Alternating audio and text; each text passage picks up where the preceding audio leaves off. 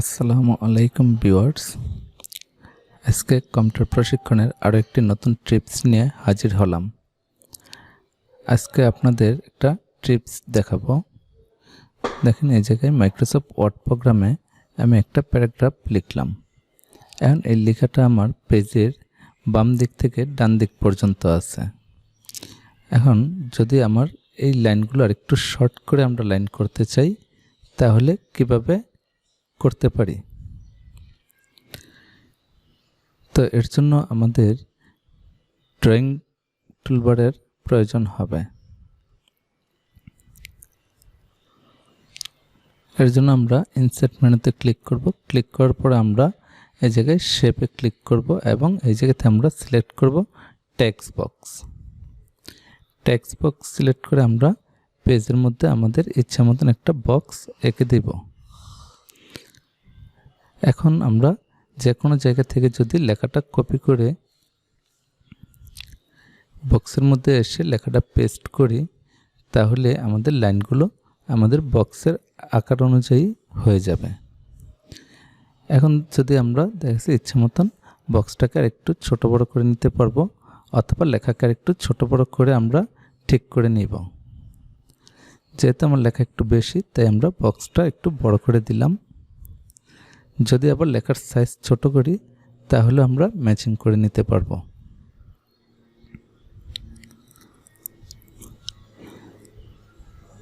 দেখুন, সহজে আমাদের লাইনগুলো আমাদের ইচ্ছা মতন আকারের আকৃতি দিতে পারবো। এভাবে বাংলা লেখা, ইংরেজি লেখা অথবা যে কোনো পেজের থেকে লেখাটা কপি করে আমরা এই জায়গায় এনে পেস্ট করলেই আমাদের বক্স অনুযায়ী লেখাটা হয়ে যাবে। আমার ভিডিওটি যদি আপনাদের ভালো লাগে বা উপকারে আসে, তাহলে অবশ্যই আমার ভিডিওটি বন্ধুদের সাথে বেশি বেশি করে শেয়ার করবেন এবং আমার চ্যানেলটি সাবস্ক্রাইব করে রাখবেন। এরকম আরও ভিডিও পাওয়ার জন্য আমার চ্যানেলে হোম পেজে ঢুকবেন। ঢোকার পর ভিডিওতে ক্লিক করলে আশা করি এরকম আরও অনেক ভিডিও পেয়ে যাবেন। এবার আমরা নোটপ্যাড থেকে একটা লেখা কপি করে নিয়ে আসবো।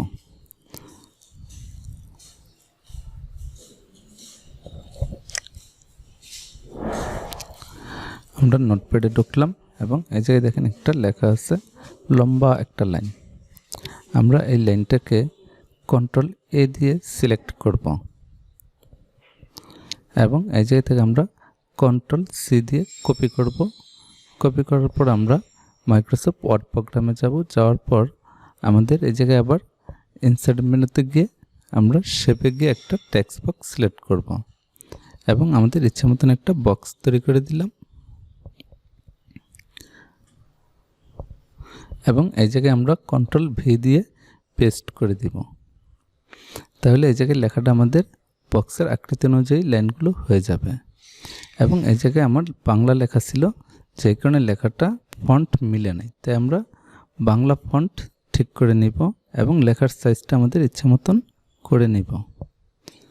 এবং পরবর্তীতে আমরা বক্সটাকে ছোট বড় অথবা যে কোনো আকৃতিতে লাইনগুলো করতে পারবো। এবং লাইনগুলোর দুই পার্শ্ব যদি সমান করতে চাই, তাহলে আমাদের আগে যেভাবে জাস্টিফাই করেছিলাম একইভাবে জাস্টিফাই করে লাইনগুলো দোনো পার্শ্ব সমান করে দিতে পারবো।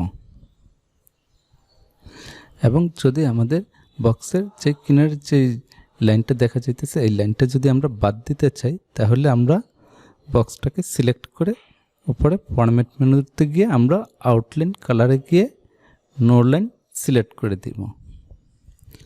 তাহলে আমাদের সাইডের বক্সটা দেখা যাবে না, শুধু লাইনগুলো আমাদের বক্সের আকৃতি অনুযায়ী থাকবে। আল্লাহ হাফেজ।